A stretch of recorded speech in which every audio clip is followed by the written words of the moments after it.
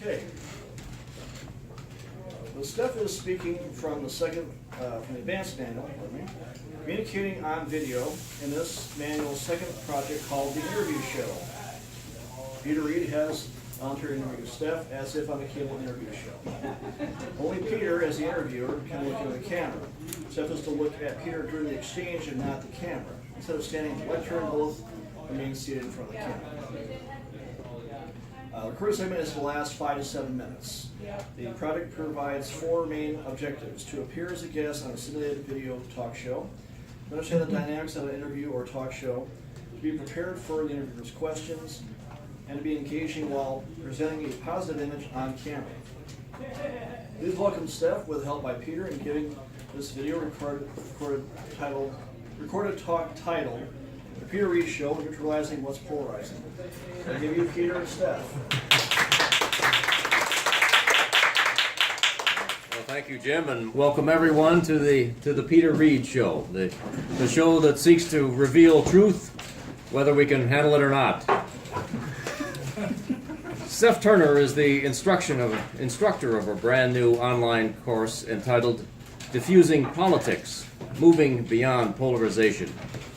It ambitiously attempts to neutralize political polarization by taking both sides to task. I've taken the course and can attest to its insight and balance. Steph is here to describe the course for you.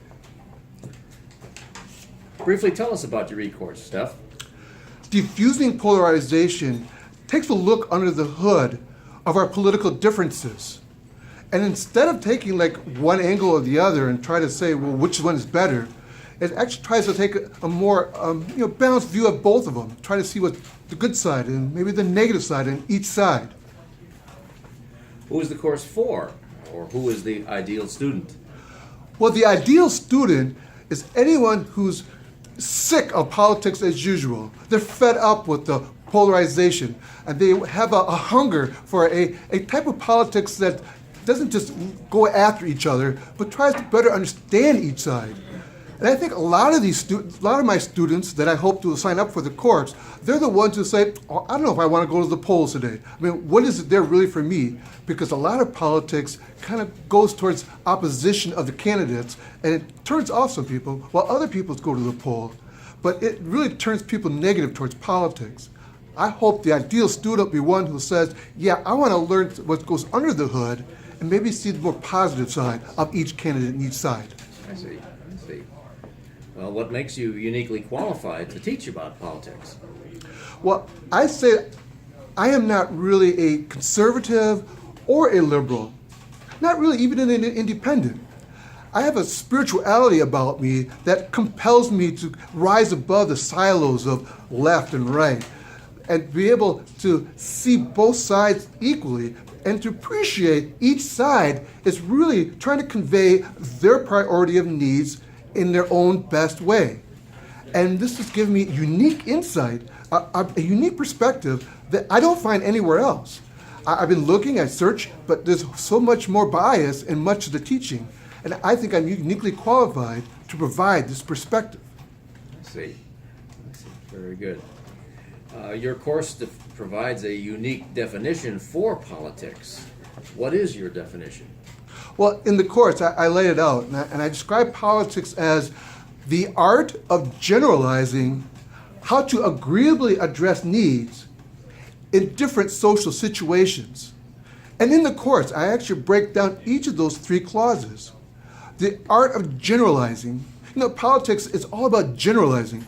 You build a coalition, you can't be too specific. You might lose some. So you kind of gloss over those differences. Oh, those may crop up later. But at least for now, we're finding unity because we didn't get too specific about things. But the real crux of the course really gets into that last clause, the social differences. That conservatives exist in a different social condition, social situations than liberals. And this creates a different set of priority of needs. So each side is basically saying, no, my needs matter more than yours. Or these needs here need more attention on the policy level than yours. And so we kind of go back and forth like a tug of war over these different needs. It's not just ideology. Yeah, that's there. but it's these needs, and that's what I see missing from about every other conversation about politics. Well, along the way, the course introduces us to a new academic field called anacology. What exactly is anacology? Anacology. Anacology comes from the Greek word need, anake, need. And it dawned on me that sociology, anthropology, even political science, psychology, all of these are great tools for digging under the hood. But when you get further into it, you realize that politics exists to serve needs. Well, if we're going to understand politics as it serves needs, well, let's just understand the needs themselves. So part of this emerged was, well, let's start a whole new academic field for just understanding needs. And a great application for this is, understanding politics. A very ambitious undertaking. Yes. How would this apply, say, to both sides of Trump's border wall? Well, if from an angle of those who Trump appealed to, conservatives, they were focused more on their need for security.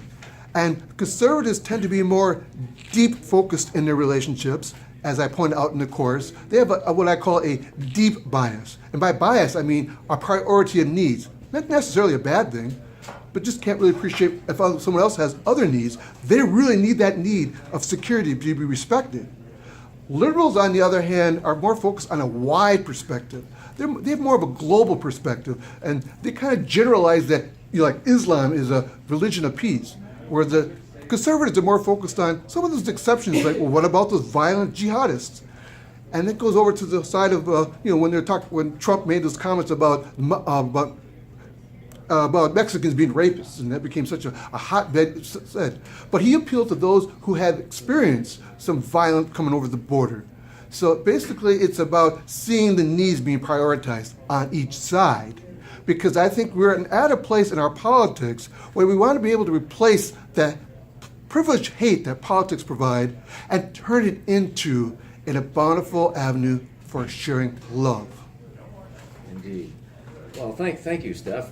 I appreciate your insight into this, and I hope the course does well, because I think it is a powerful tool to help us communicate in ways that I think we find difficult in the present day. Well, thank you for giving me this opportunity to share more about it. Thank you.